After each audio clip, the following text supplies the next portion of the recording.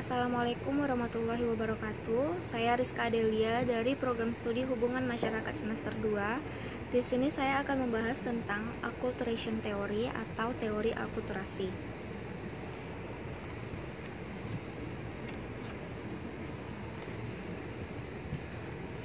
Kata akulturasi pertama kali diketahui terdapat pada laporan Jordan Powell pada tahun 1880 dari Biro Etnografi Amerika tentang perubahan dalam bahasa Amerika.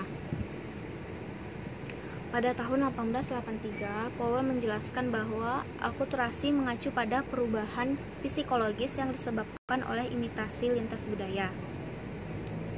Lalu pada tahun 1987, teori akulturasi pertama kali dikemukakan oleh Berry.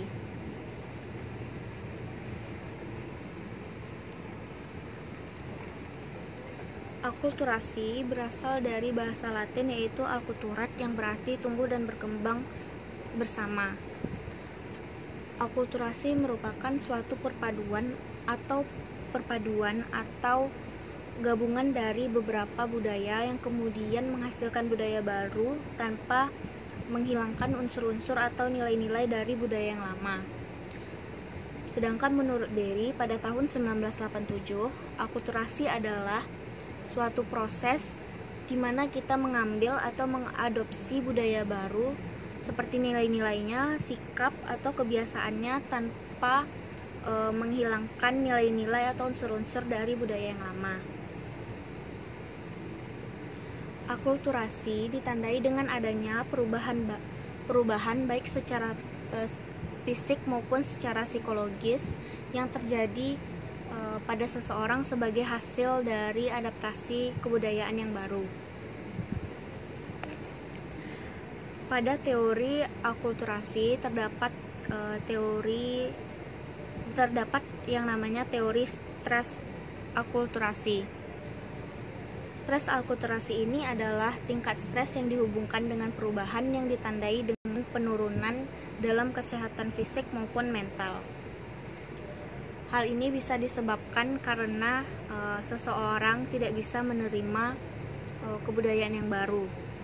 Berry berpendapat bahwa stres akulturasi ini bisa terjadi karena orang yang beradaptasi dengan budaya baru tersebut dia tidak menerima adanya persamaan atau ketidaksamaan di antara host culture atau budaya tuan rumah dengan imigran native culture atau kebudayaan aslinya.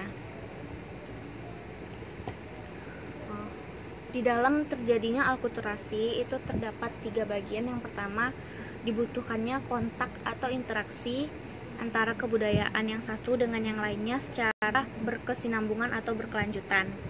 Yang kedua, dari akulturasi itu menghasilkan perubahan pada fenomena kebudayaan atau psikologis antara orang-orang yang saling berinteraksi di dalamnya, dan biasanya ini berlanjut ke generasi berikutnya atau diwariskan ke generasi yang berikutnya.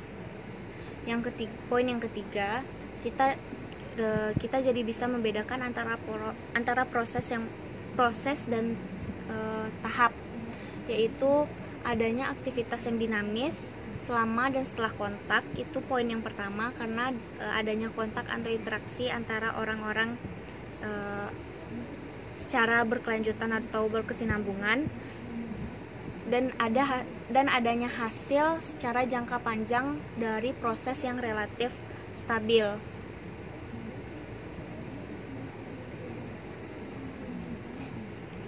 Contoh akulturasi. Contoh akulturasi di Indonesia itu kita bisa lihat pada seni bangunan yang ada di Indonesia. Itu banyak mendapatkan pengaruh atau dipadukan dengan kebudayaan lain. Hal ini dapat kita lihat pada bangunan masjid, candi, makam, dan bangunan-bangunan lainnya. Contohnya seperti Masjid Menara Kudus yang ada di Jawa Tengah. Masjid ini mengadopsi kebudayaan Hindu-Buddha. Jadi antara Islam dan Hindu-Buddha itu digabungkan.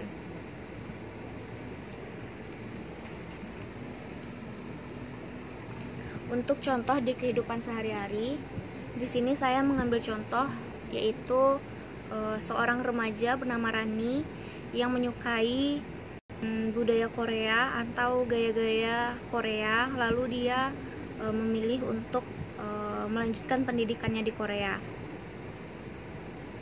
karena ia menyukai K-pop atau Korean pop.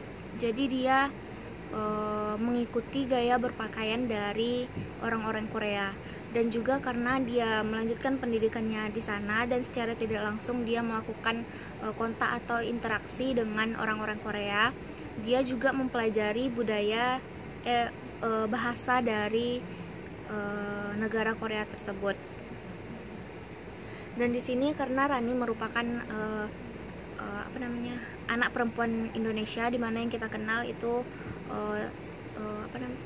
sopan, dan ia juga mengenakan jilbab.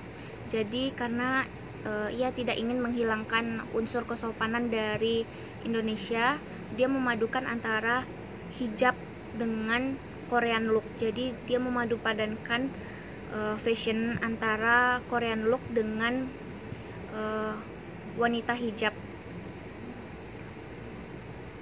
sehingga hal ini membuatnya terlihat lebih fashionable karena mengikuti gaya Korean tetapi juga terlihat sopan dengan menggunakan hijab. Sekianlah yang bisa saya sampaikan. Apabila ada kesalahan mohon dimaafkan. Wabillahi taufiq wal hidayah. Assalamualaikum warahmatullahi wabarakatuh.